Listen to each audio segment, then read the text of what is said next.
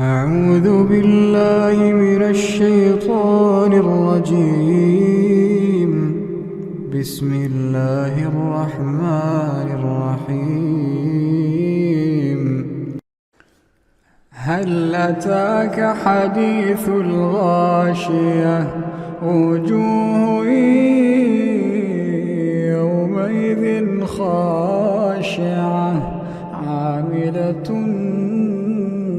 ناصبة تصلى نارا حامية تسقى من عين آنية ليس لهم طعام إلا من ضريع لا يسمن ولا يغني من جوع وجوه يومئذ ناعمة لسعيها راضية في جنة عالية لا تسمع فيها لاغية فيها عين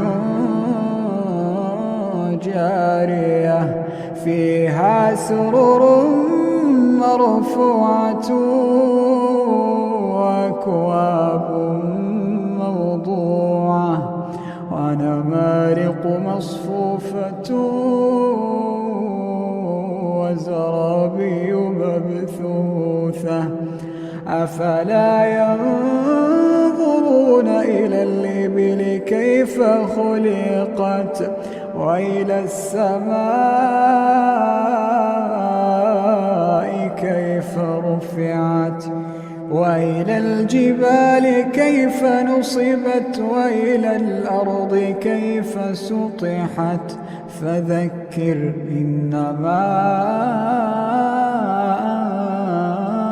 أنت مذكر لست عليهم بمسيطر إلا من تولى وكفر فيعذبه الله العذاب الأكبر إن